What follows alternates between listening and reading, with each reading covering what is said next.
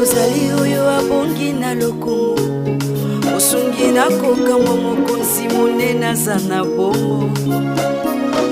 Ozali oyo asimbi bomoi nanga, bipa na tie motema bipai miso nange eza kotala Yesu. Ozali likonzi ya bomoi ya basatu, ekimelo nanga ozali nzela bipai na kotambolaka.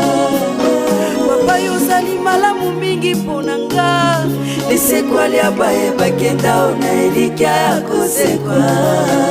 Solo yolobi oza moninga nanga, elongeza na yo ebipai ozali ndeza malamu yaya. Kolo yozali nyonso ya mutuya, mobateli nanga bipai nakona motema nanga.